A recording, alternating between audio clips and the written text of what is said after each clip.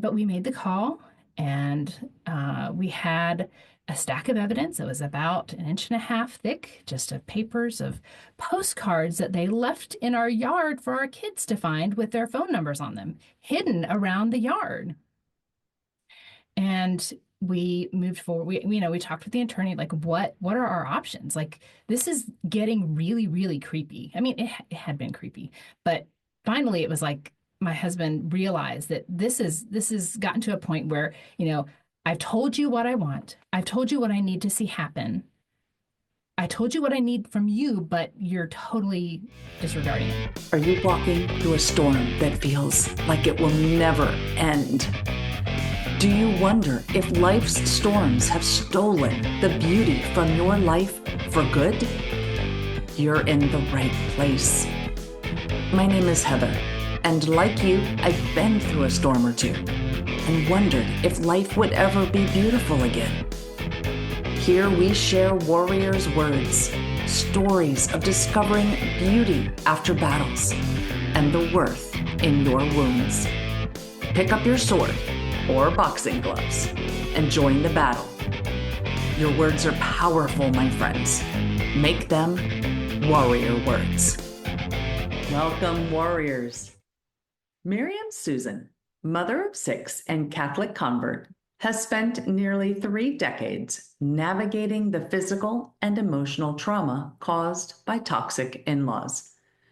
Drawing from her ongoing healing journey, she hosts the Catholic Wives Desiring Peace podcast, where faith serves as the foundation for establishing healthy boundaries. Through personal experiences and insights, she creates a space where Catholic women with challenging in-laws feel validated and understood. Miriam Susan empowers women to charitably protect themselves and their families from controlling in-laws while honoring their Catholic values, a path she knows from lived experience. Now, before we hear Miriam Susan's story, here is a review from Deneen Miller, who was a guest on the show back in episode 56. She writes, one of my all-time favorite interviews. Absolutely loved doing this interview with Heather. She is a consummate podcaster and interviewer. I so appreciate her insightfulness with her questions and how she gives her guests room to share and express those deeper things. Consider me a listener now, too. Well, thank you, Deneen, and I hope that you do get to hear your review read in this episode. So I am so grateful to hear that you enjoyed your time on the show and that you felt able to share your story and your daughter's story in a way that was meaningful to you. Thank you, my friend. Would you like me to read your review on an upcoming episode? Just go to Apple Podcasts and leave a review for the show. And who knows, I just might read your review next. And when you're done leaving your review, pop on over to Facebook and join the Warrior Words community at facebook.com/groups/Warrior Words. I would like this community to be a welcoming space for women who have survived trauma and now want to thrive. As a woman designed in the image and likeness of God, you probably intellectually know that you are beautiful. But maybe you don't see that beauty in yourself anymore. This community is made for women like you and like me, who sometimes struggle with new traumas or how to find beauty in life's situations. So let's support and encourage one another in our struggles, ultimately learning to find beauty even in the toughest of situations. Now, grab a tissue and join Miriam, Susan, and me as we talk about how controlling family members can become toxic, both emotionally and physically. Let's rock. Welcome, Miriam, to the Warrior Words podcast. Thank you so much for having me. I'm super excited to be here. Yes, and I'm glad that we were able to schedule and get on here together because we're actually talking about a topic that I don't think we've addressed at all here on the podcast, and that is about certain family members who maybe cross boundaries that they shouldn't. So Yes. I am going to open it up to you because I think we had discussed prior to hitting record that it might be a good idea to start in the very beginning when you first encountered this issue with people crossing boundaries. Yes. So in the beginning, let's no, I'm kidding. Um, so my husband and I met in college, and both of us went to a school that was not our hometown. And boy meets girl, boy and girl fall in love, and then boy takes girl to meet the parents. And it was about a 6 hour drive, and we drove to see his family. And I knew just from talking with my soon to be husband that there were some issues with his mom specifically. And we get to the house, and I had my own room. And it's just such a weird memory that just popped back actually fairly recently. And I took a shower, pretty benign thing by most accounts. But I grew up in a house where we didn't ever turn on the fan, the exhaust fan in the bathroom. So like having, the steamy mirrors and all that was normal. That apparently was a no-no at their house. And what happened was I was, putting my stuff away after taking my shower, and I hear my husband's, my boyfriend then, mom yelling at him and his brother about who didn't turn the fan on. Why are the mirrors in the bathroom all foggy? Why is this like this? And I'm like, oh my goodness. Like I knew it was me, obviously, Yeah.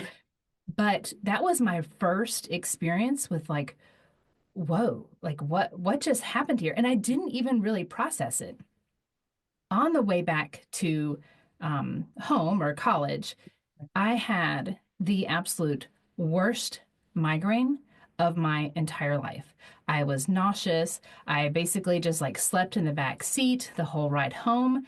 And it really hasn't been until like within the last 2 months that I've thought about that and I processed that. And I thought, wow, that's my very first adrenal crash of many to come, Mhm. which was because of just the extreme amount of stress that I was under at their house that first time we met. So we went through dating, and when his mom found out that he wanted to ask me to marry him, she was not excited. She was not all those things that you hope a future Right. mother-in-law would be. Mhm. And she found out because she read his journal. Now, this is a Oh, 20-year-old man wow. who was home, and she got a hold of his journals and felt like it was her right as a parent to violate his privacy and read his journal. And she made a lot of accusations of, you just want to marry her because you've slept together. Well, by God's grace, we were virgins when we got married. Um, and entwining all of that, like, well, you don't have to marry her just because you slept with her. All the anything you can think of, she tried to throw at my husband to stop us from getting married. She did, including at one point he had made Dean's List, and there was an agreement between him and his parents to get him a car. And they rewarded him with a car if he made Dean's List. And so he did. But because of me, Uh-oh. if he was financially responsible enough to get married, then he was financially responsible enough to take over the payments on this car as a full-time college student, making maybe like $100 a month doing little like lifeguarding and being like in charge of taking care of the candles and stuff at the chapel on campus. And so my husband took, or my fiance, were we fiance? Yeah, I think we were fiancés at that point. He drove the car back to the dealership and sold it back to the dealer and took his dad a check for the car. So that was like the very beginning. And then things kind of evened out once we got married. Yeah, there was a lot of drama, but you just play it off because you think, well, this is her firstborn son. She was so young when she got married. Maybe they grew up together, all of these things, and it just never stopped. The phrase "a thousand death by a thousand paper cuts" really summarizes my experience for the last almost 3 decades with what now I consider to be highly, highly toxic in-laws. Every just a lot of weird little things that just in and of themselves were not a big deal. Right. Like they complained about the bed in our guest room. So we had three little girls. We had a separate guest room just for my in-laws to stay in when they came because they would visit a lot more often than my parents would. And it was a day bed with a trundle. But I mean, we were not wealthy like they were. We just had a space dedicated for them. But apparently that was not good enough.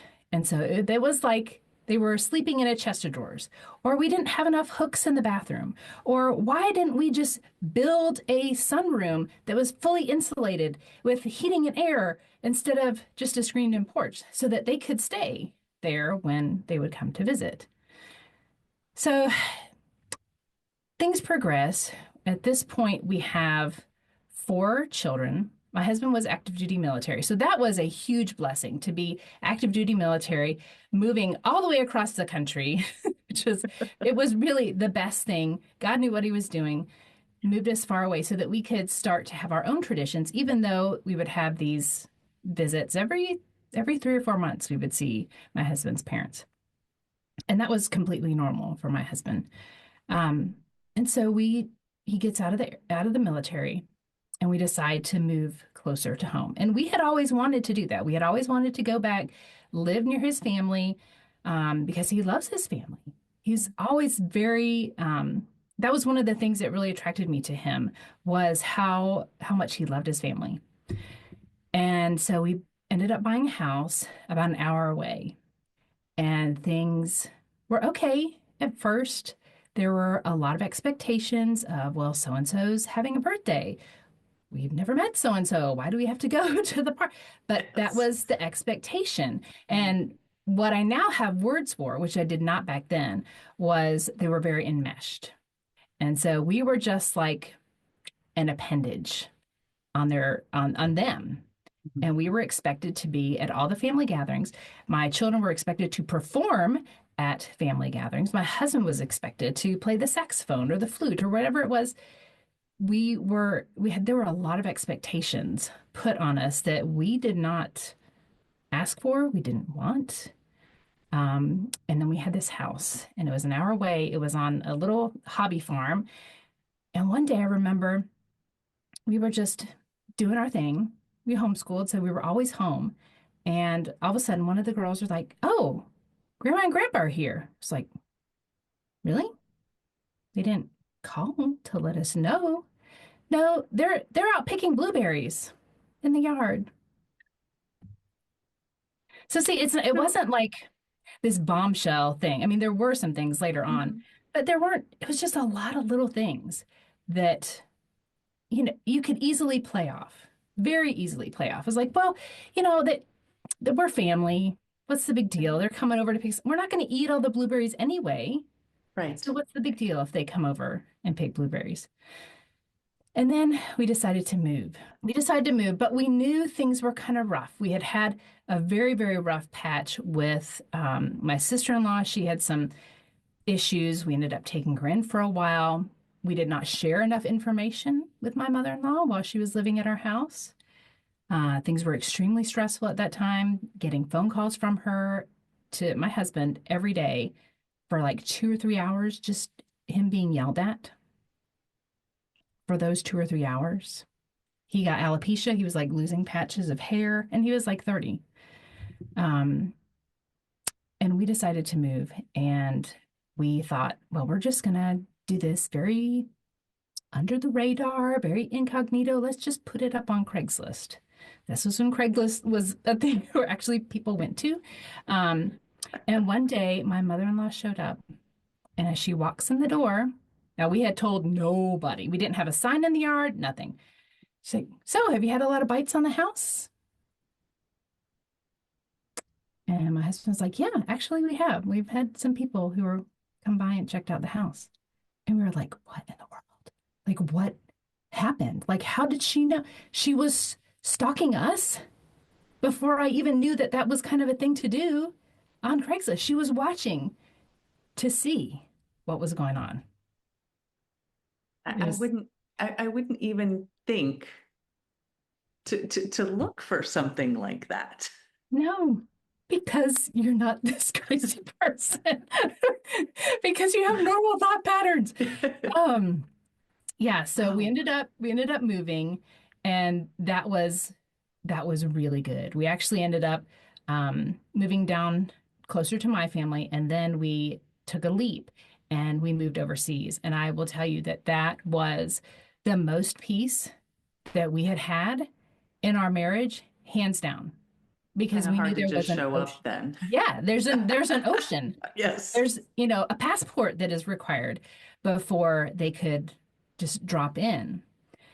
So then my father passed away, and we moved back to be close to my mom to help her with that transition. And things were okay with my in-laws for a while. Um, but we realized that it was never enough. Like whatever we did was never enough. Like when we did live an hour from them, there was one point where my in-laws said, "Well, we just feel like we haven't seen the kids." And then my husband and I, you enter in these conversations, and these people are so good at talking and getting you to just start nodding your head and just kind of agreeing with what they say. It's almost hypnotic. And then you walk away and you're like, wait a minute, we saw them on Sunday, and then they had the kids on Tuesday, and then we saw them again on Thursday. And we counted, and in a 10-day period, we had seen them 7 out of the 10 days. And yet that wasn't enough. Wasn't enough. And it's like, okay, so that my husband started to pick up. Now, like I said, he always knew there was something off with his mom. That's when he was like, okay, starting to piece things together. This is not normal. Like, this is a lot. Like, we have seen you a lot, and it's still not enough. So at one point, we had my husband took a job overseas, and it was going to be a 90-day deployment, and it was going to be in a combat zone. It was with the Department of Defense contractor. It was a high risk job. And actually, there were some people who did not come back when he was there at this job. It was based in Afghanistan. And we had told my in-laws that he was leaving. We were still on decent and decent grounds with them at that point. Um, and we said, well, he's leaving on, Tuesday. And they just happened, in air quotes, to find a marriage conference that they were going to go to that would lead them to cross paths with our town over that weekend right before he left. And so I was like, well, why don't you come that Thursday and Friday? We'll visit. You can see, because I'm a mom, so I know that it would be hard for me to know that my son is going off to a combat zone. So, okay, why don't they come visit, and they'll get to see the kids, and we'll do all that. And so we did. But before they came, they wanted to stay in our house. And by this point, I was already starting to piece together that my body does not react well to them coming. Even just thinking about it, making the plans, anxiety would kick in. And it just felt like butterflies, but it was like I never felt that way going to see my parents, but it was just them. And then I would just have headaches, and I felt awful after they left.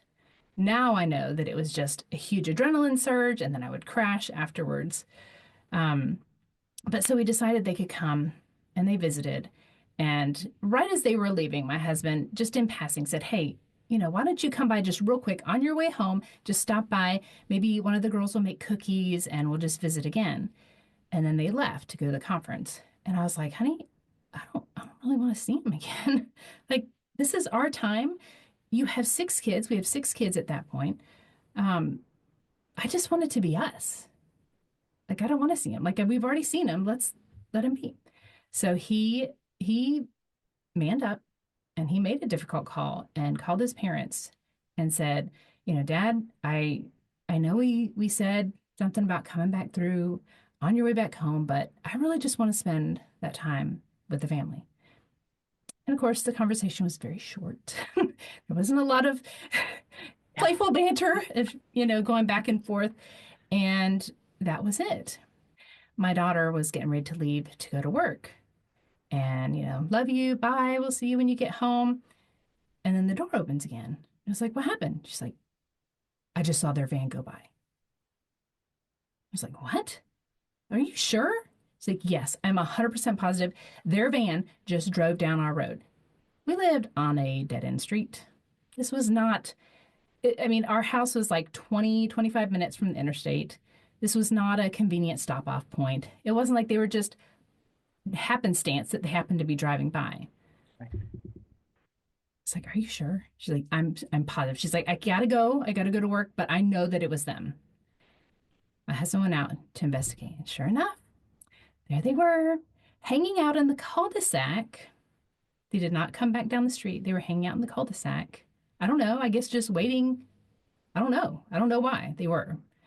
Um, and my husband walked down to see him, and we would not let them come in the house. They had a gift for the children, lots of air quotes with them. Um, they had a gift that they wanted to give the kids that was some seashells from the beach because the place they stayed at for the conference was at the beach. And some of the little, like, just like the decorations that you kind of throw away and you clean up after you have a conference, Yeah. that in a bag for the kids. And that was the excuse as to why they were down our street. And my husband got thrown things in his face like, is this the kind of legacy you want to leave for your kids? And, basically, like, this is all your fault. And I was like, okay, I mean, that was real. Like, I couldn't believe it. I was in such a state of disbelief that these people would hear the word no and it, like, it didn't matter. Like, this was their own son. Like, they didn't care. He goes on the trip, comes back, and we had just entered the Catholic Church. We're converts. We entered in the Easter season of 2018. And 2019, we decided we were going to have our youngest baptized. He's the only one in our family that was baptized Catholic. And it was right on his birthday. So this date is extremely memorable. Well, the day before his birthday, he got baptized. And my brother-in-law, my husband's brother, is a Catholic priest, also a convert, and he did the baptism. And so, of course, Grandma and Grandpa, my in-laws, are invited, which, I mean, I probably would have invited him anyway, but didn't want to. And that weekend was the breaking point. My mother-in-law was she was on fire. She was on something. She was so intense that weekend. We were intense too, anticipating. So so I have to say that it's like I know that she was intense, but at the same time we were being hyper vigilant.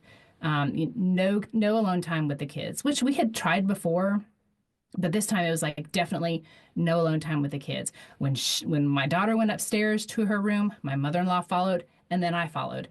Our girls went outside for a walk just to get out of the tension. My mother-in-law followed, and I was like, I told my husband, I was like, she just went down the street. And he said when he got out that he had to get on his bike because she was booking it. She doesn't run, but she was going so fast. And my girls remember like looking over their shoulder and seeing her and seeing like her hair like blowing. Like that's how fast she was moving. So things were super intense. And it was just like that the whole weekend. The whole weekend.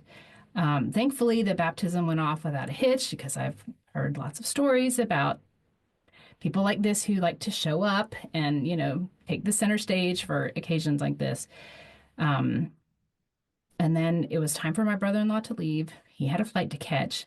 And my husband just kind of said, all right, kind of like ushering everybody out of the house. Like, it's great to have you here. Love you. Well, call me, when you get home. And of course, that was not well received because they were not planning to leave right away.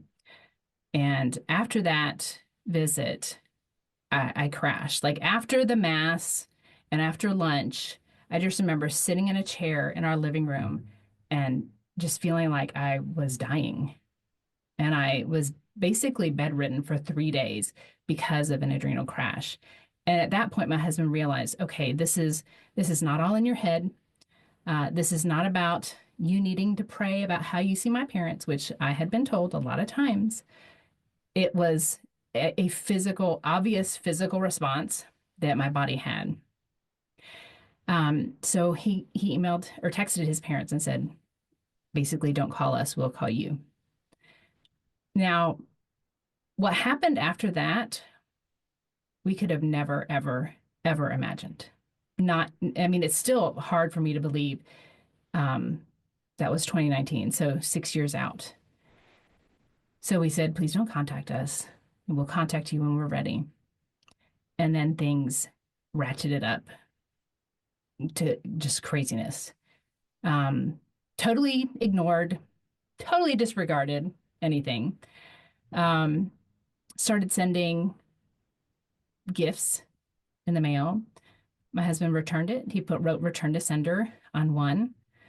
So then she changed tactics and she started sending postcards because postcards don't have a return address. Um, then she realized that she could use DoorDash and send Krispy Kreme donuts to the kids because you can't return them. And you can't call Krispy Kreme and say, somebody has sent me donuts and I don't want them, which I know sounds absolutely crazy because I'm a sugar addict. But anyway, I'm with you. I have not had a Krispy Kreme in a long time. but now I never want one because it Right? was like Yeah. it was this tool. It was like Mhm.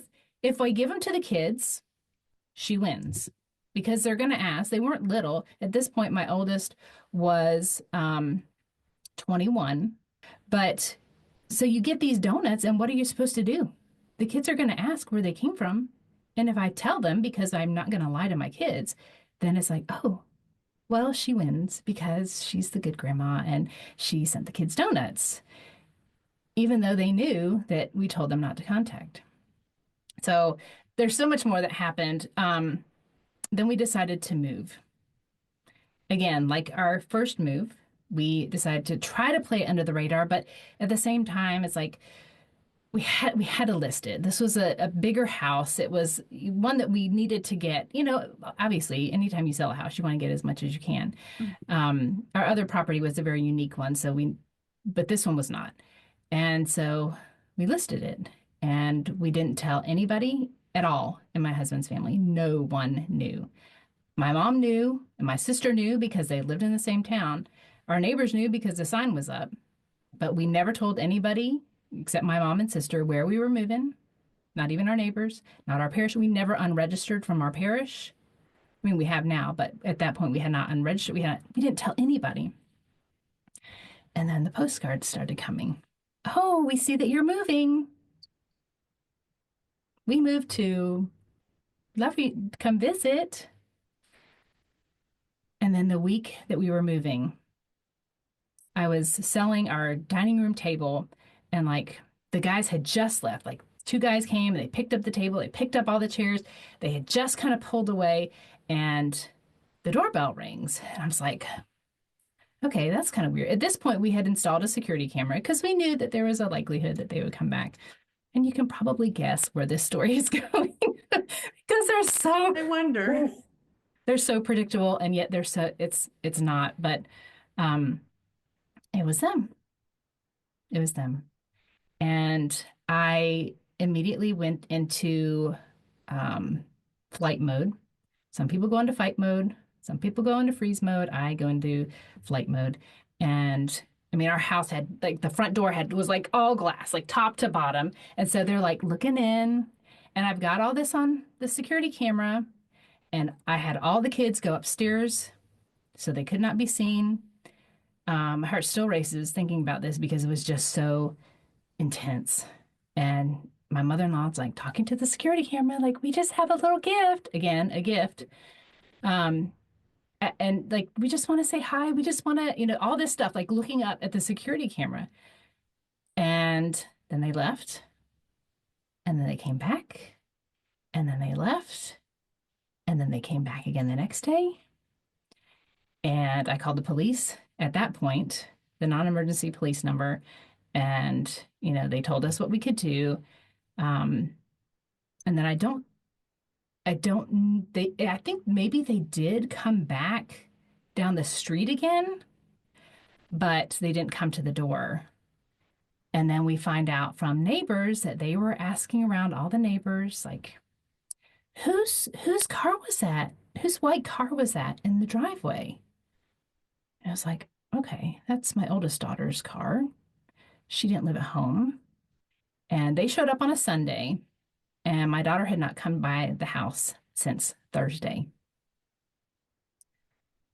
But she was telling all the neighbors how concerned they were about us.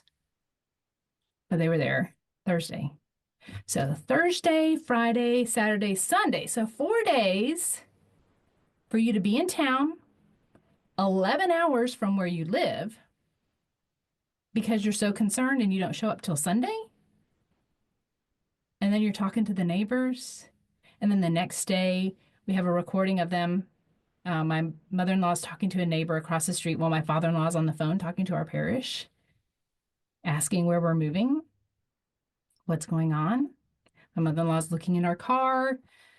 So we left and we moved to another state. And when we moved, we did everything we possibly could to hide our new location. We had records suppressed. We talked with private investigators about scrubbing all our data from the internet. We did everything. I mean, hours and hours and hours and hours of work. And we had relative peace. I mean, we moved during COVID. That was not a good time to move to like make new connections, but we did. It worked out the way it did. And like I said, we had relative peace. Always kind of like knowing this, it's going to happen. At some point, they're going to find us. I know. And one day, my husband was sitting on the front porch, and he travels a lot for work. So praise God that he was here that day, was up and out on our front porch, which he didn't normally do. And he saw a truck drive by. And again, we live on a dead end street, so not a through place. He sees a car go by really slowly. And so immediately the spidey sense is going. Right. Yeah. And then This has happened before. yes. And then he sees it coming back again. And so this time he takes a picture and he comes inside. And they had sent my husband texts at this point, but he had them blocked, so he didn't know that they were there. And he shows me the picture, and I was like, that's your dad's truck. 8 hours away. 8 hours away, they drove. And he's like, we need to call the church. We need to call them like immediately because that's where they're going. Call the church, let them know. They already knew a little bit. I mean, we had given pictures to the youth ministers, like these are people that are not allowed by our kids, not allowed to have contact with our kids. And like within 5 minutes, we get a text back from the youth, no, the children's minister. Like, yeah, we have some concerned, air quotes, grandparents here. Can you send a picture? Send a picture. He's like, yep, that's them. So they talked with father and the office manager for about 45 minutes, trying to tell them that my husband, a married man who had been married at that point for 25, 26, however many years, I don't know, about 26 years. Yeah. That he was the prodigal son over and over again.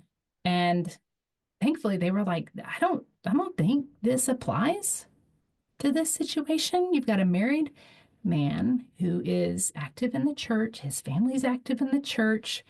You said you didn't give them an inheritance, so they didn't get what they wanted. They wanted to trash talk us, which I guess they kind of did, but they weren't buying father wasn't buying it. And the office manager was like, no, we can't share information. I mean, anyway, my husband did get an inheritance though. It was a box that was left outside our gate with his old middle school band programs and some old clothes that he had saved from middle school and, real inheritance kind of stuff. Um, and the real knife in the back was it included gifts that my husband had got for his dad, and his dad had returned them. And I know that that's still very raw for my husband because they just did that to be mean. I mean, that's there's no other way to explain it, is that they just did it to be mean.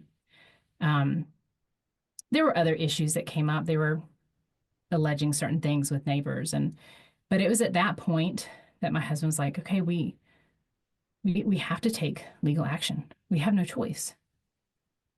And for some reason, I mean, I can only say that it was God who prompted me to do this.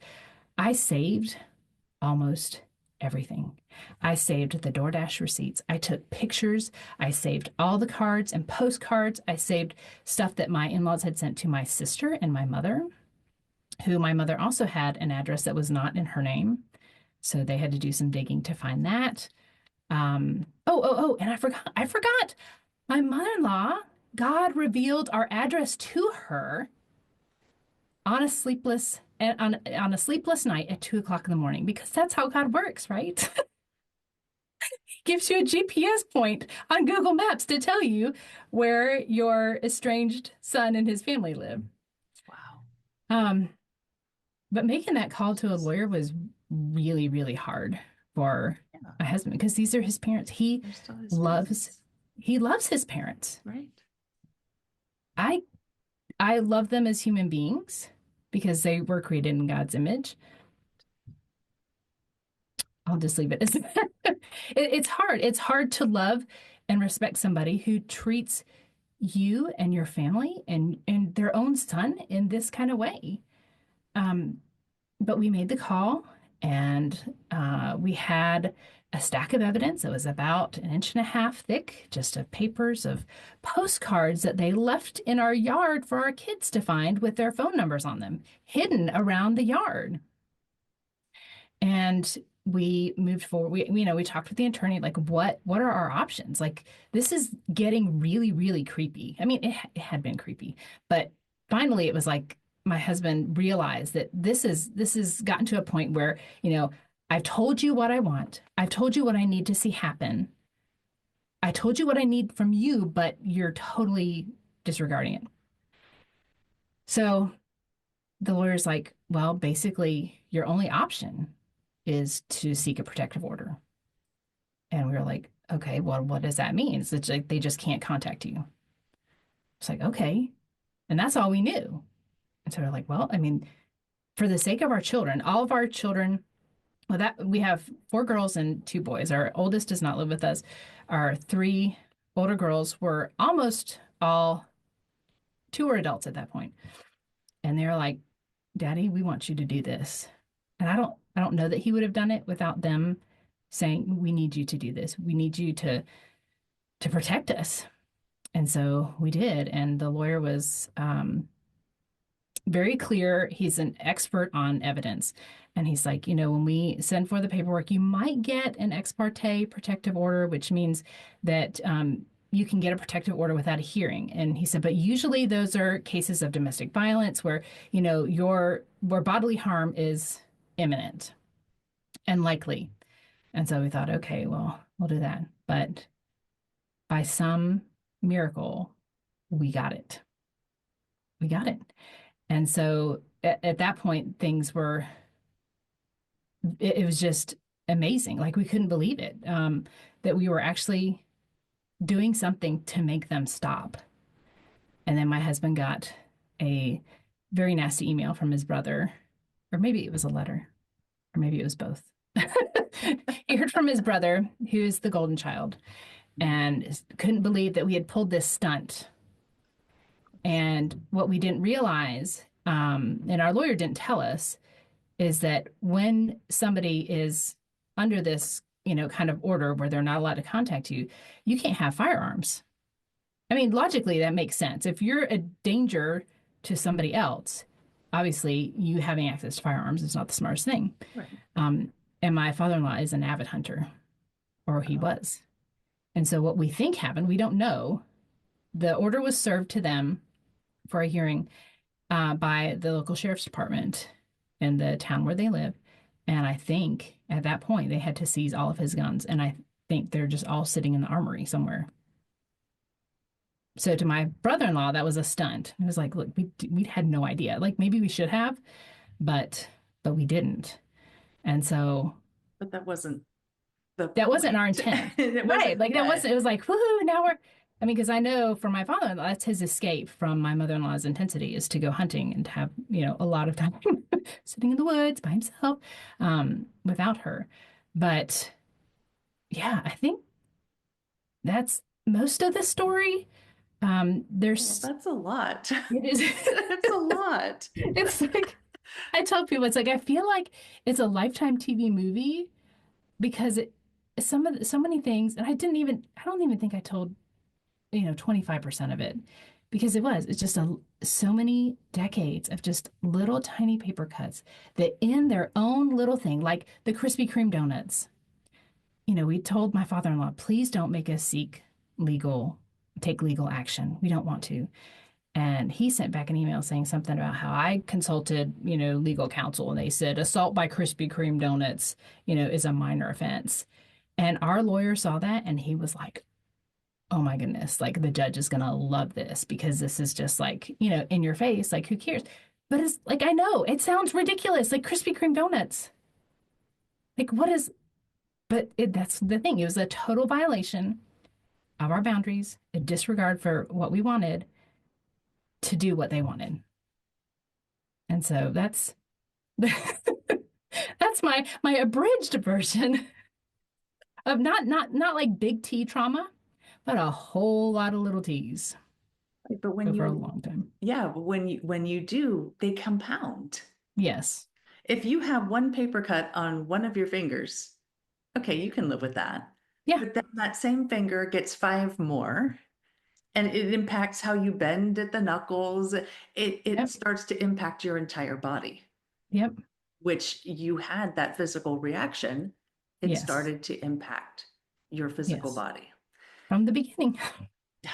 And so while, while it's not, because you mentioned, with the ex parte that, there wasn't a big chance of you getting it because it's Right. usually referred to, reserved for, physical imminent harm. And what I think our part of what our judicial system needs to realize is that you are having physical Yeah. danger. That was physical danger to your body. Nobody's punching you and nobody's cutting you with a knife, but their actions and their words Yes. are having that same impact.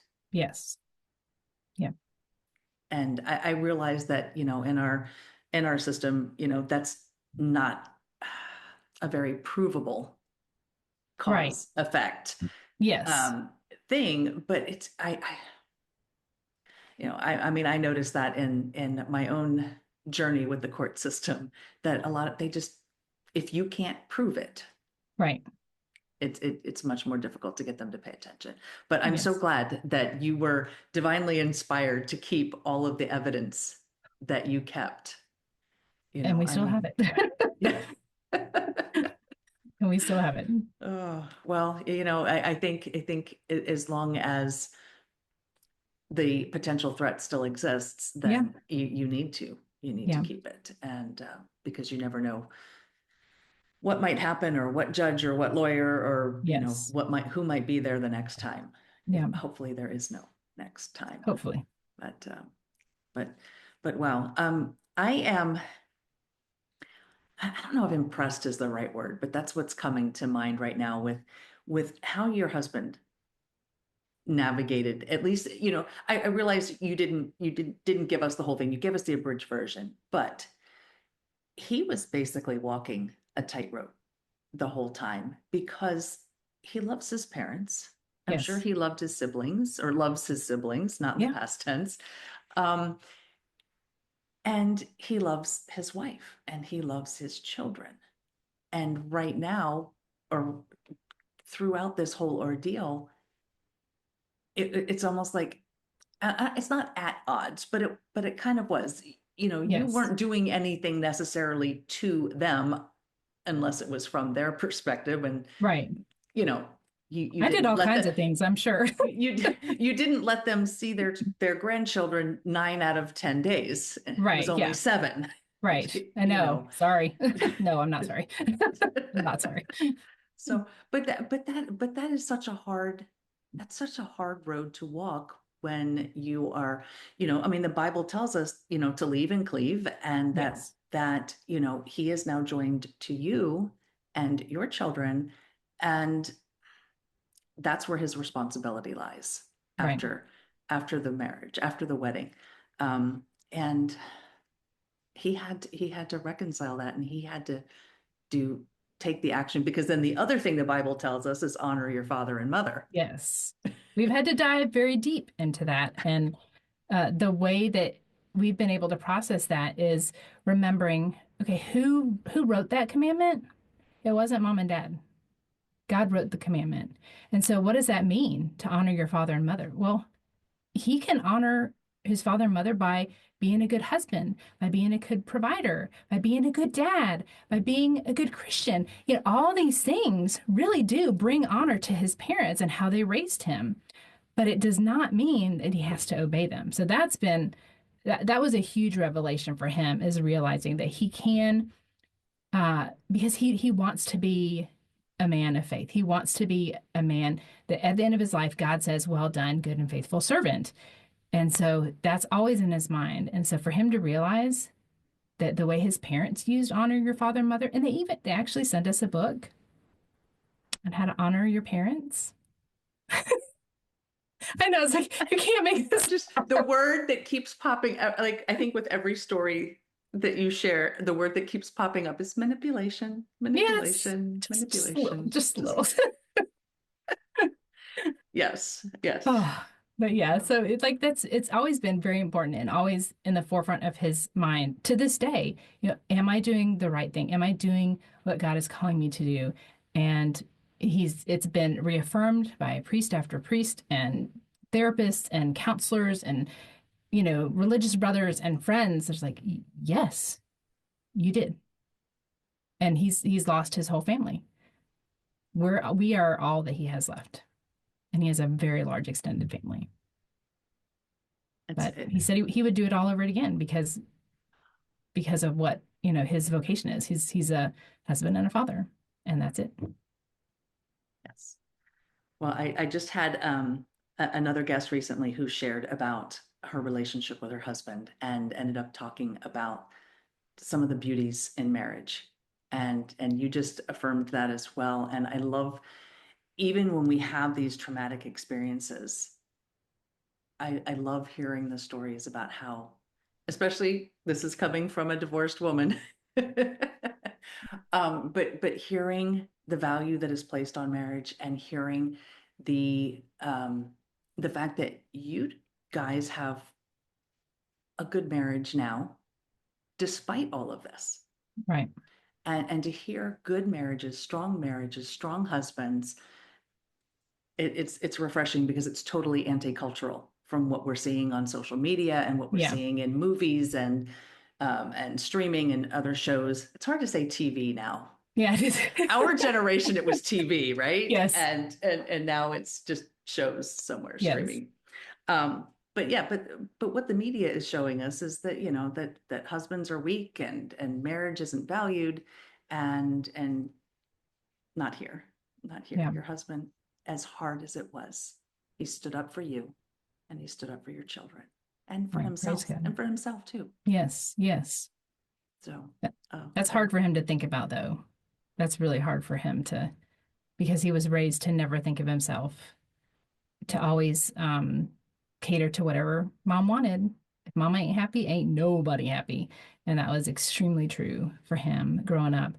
Um, but yeah, this whole process has shown us just how much God loves us, which I know sounds really weird, especially to an unbeliever to think, okay, God loves you. Like, does that actually work? But my husband now claims the Blessed Mother as his mother. I mean, and that's huge. And we know that we have saints that are actively ready and willing to pray for us and intercede for us. And I mean, that just gives me chills because as a Protestant, we didn't have that. And now I realize, like, wow, like if we had not gone through all this, our faith would not be where it is right now. Our children's faith, now we have four adult daughters. Our oldest is not exactly where we would like her to be, but um, we still have a good relationship with her. It's taught us to be better parents, but it's taught our girls about faith and red flags to look for. What kind of things. Not that they're not affected, because they 100% are. They are absolutely affected by having a childhood that was always tense around their grandparents. My youngest daughter says she never remembers a time being around her grandparents that wasn't tense. Never. And she's 19. So, but yeah, there's, beauty from ashes. There are things Yes. that we never would have learned had we not gone through this. Well, you just answered my question about beauty, so that's awesome. Goodness. So, okay, so we had all of this tumultuous um, couple of decades, 3 decades almost worth. Um, and you've got your protective order. How are you and your husband, how are you thriving now? Like, what are you doing to make some beauty come from this situation? It's been very hard fought, very hard fought for me, for my physical healing, just realizing the role of hormones and like prolonged chronic stress and how that affects you. So I'm very much still in the healing process from that. I mean, you can't go from being, in your early 20s to being 50 and having basically chronic stress all that time and it not take a long time to heal, which stinks, but it is what it is. At least I feel like I know there's a path, there's a light at the end of the Right. tunnel, yeah, that I am on. My husband has come from, thinking about his parents first thing in the morning and thinking about them the last thing before he goes to bed to not doing that. I mean, and that's huge. It's huge because I felt like the relationship with my in-laws really stole a lot of his attention from us. Um, and now we're getting that back. Praise God. Probably the most easily tangible thing is that it has opened the door for me to do things like this and share my story with other women. And just yesterday, I was sharing our story, a much more abridged version, with some ladies at a tea party, and another lady in that group said, "Yeah, my mom is a lot like that." And I think, I don't like to give the enemy, the devil, a lot of credit, but I do know that he loves silence. When we have these situations, he likes to have us try to feel the burden of shame and guilt as much as possible to keep us from a relationship with God. But when we start to talk about these things, that's why I love your podcast, because it gives people an avenue to share the hard things that have happened in a way that is very freeing. And just sharing your story does that. It lifts that burden so other people can help carry it. And so just connecting with other women who have said, gosh, your podcast really helped me. Gosh, what you told me really was helpful. Thank you. I mean, that's been a very unexpected um, part of this that has just been amazing to help me not only help deal with all the things that, I'm still having things that come up and it's like, oh my gosh, I can't believe that happened, but have like a purpose behind it, have a purpose behind all of this pain. And that has been very, very healing, is to know that I can take this awfulness, this tumultuousness, like you said, and turn it into something that can help others and help them have a voice. I mean, thank you that this not maybe not thank you that it's happened, but thank you that now I have an opportunity to use it, so it's not just a heavy burden that I carry. Absolutely. And you mentioned your podcast, so share a little bit about your podcast because I did mention it in your bio part. So Right. tell us about it. So my podcast is called Catholic Wives Desiring Peace, and it's not just for wives. I actually have a husband who listens to it, which is kind of neat. A husband of a friend of ours, and her mom was the toxic one. And I share insights. I feel like every week, every time I need to hit record, God just gives me something to download and to share. We're going up on like episode 65, 66 this week, which is kind of crazy, and just me Yeah, talking. So I'm looking forward to having more people on to share some of their voices.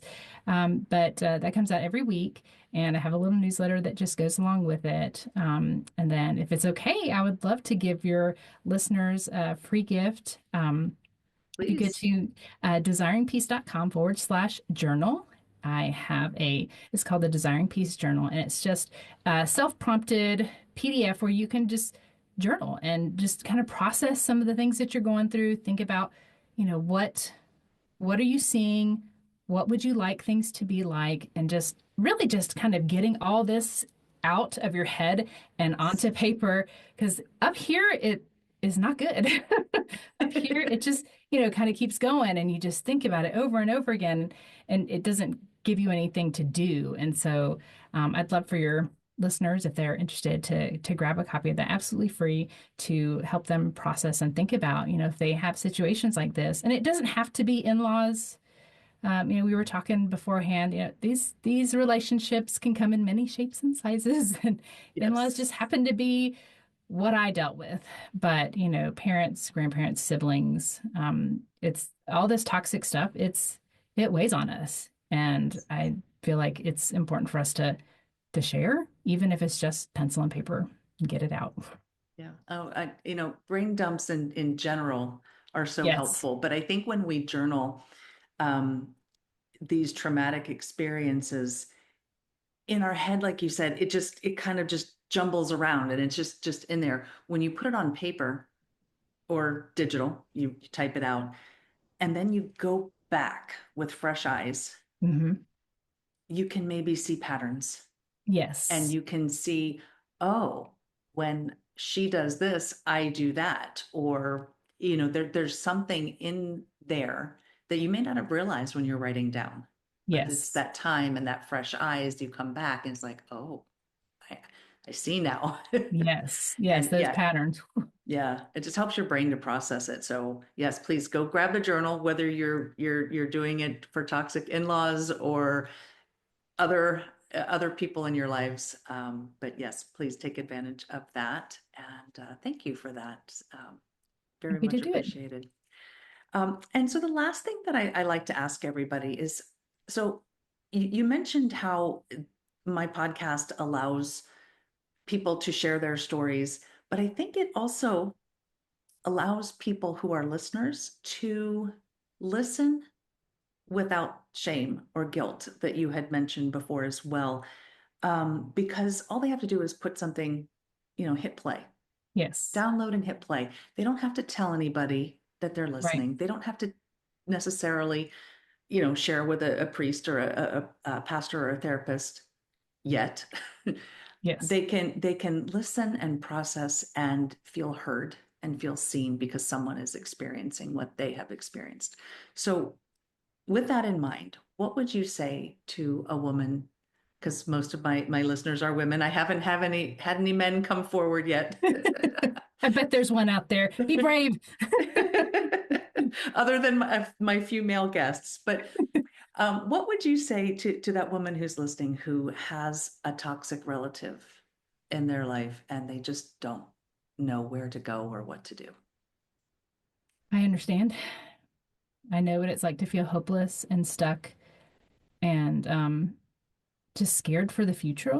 I'm scared for the future. I was very scared for the future thinking that one day I would have to be like a primary caretaker for my in-laws. Um, but what I would say to her is never give up fighting.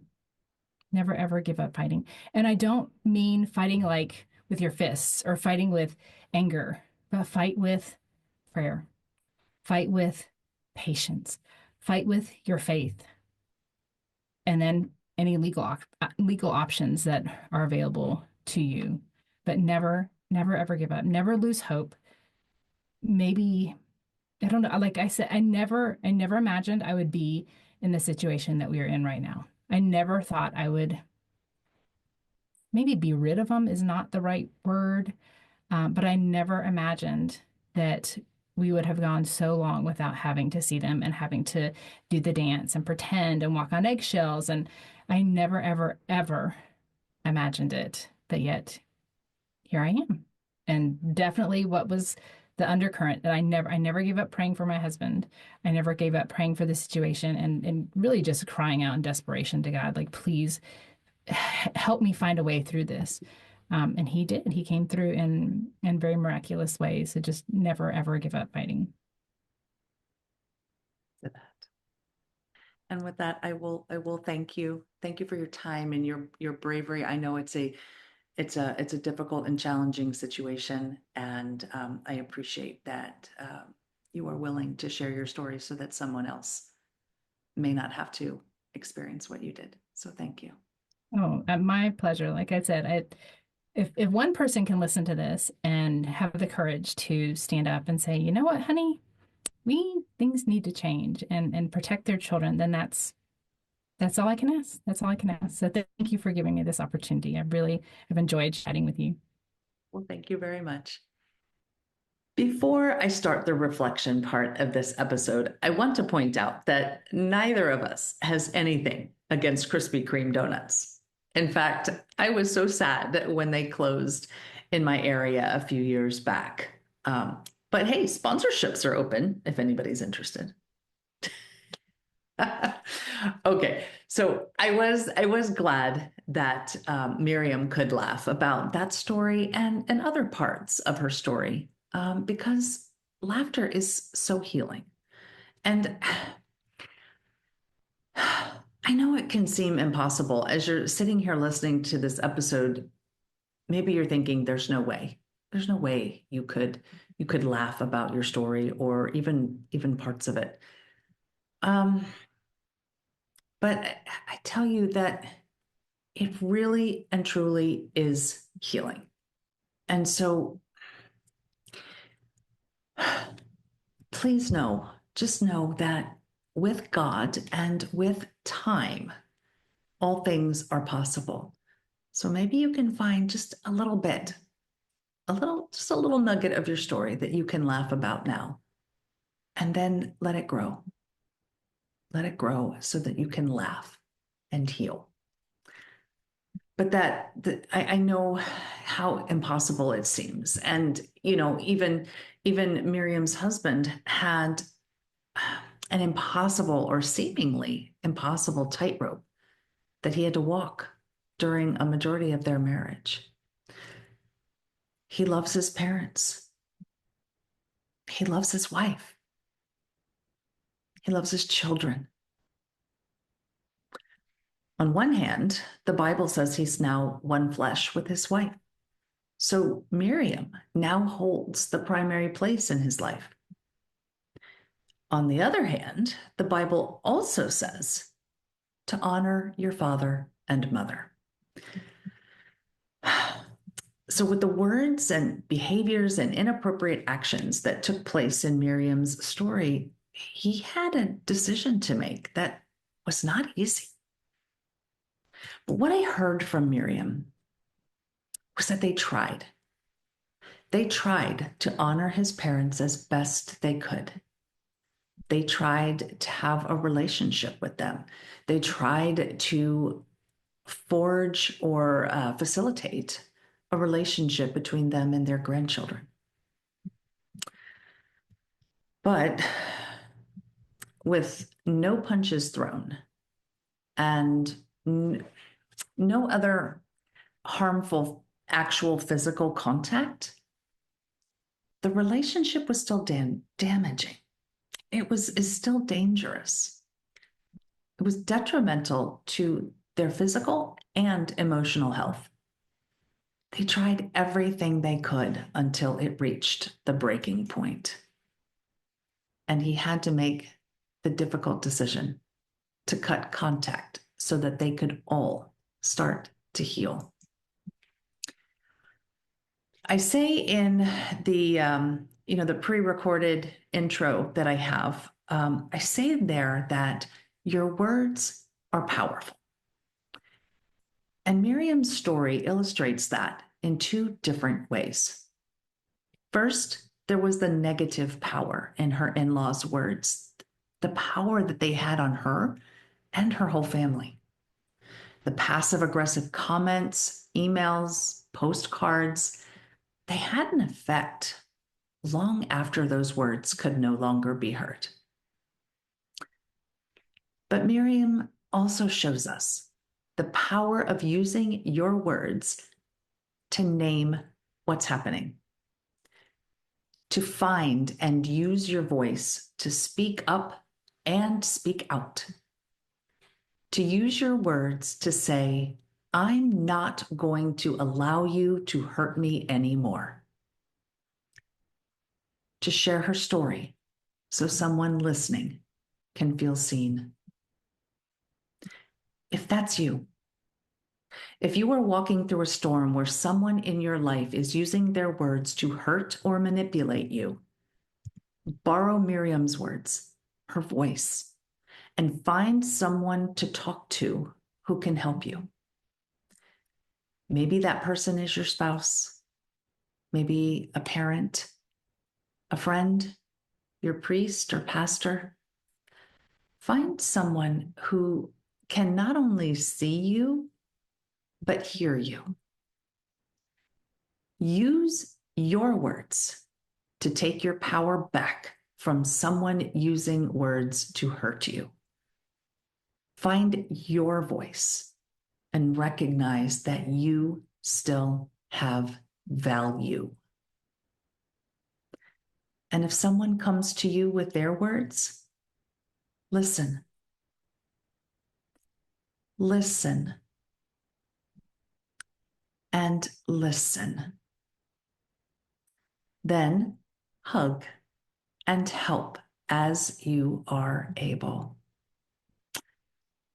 So there's your something to think about this week. Until we meet again, armor up, fight the good fight, seek beauty, and make your words warrior words. God bless.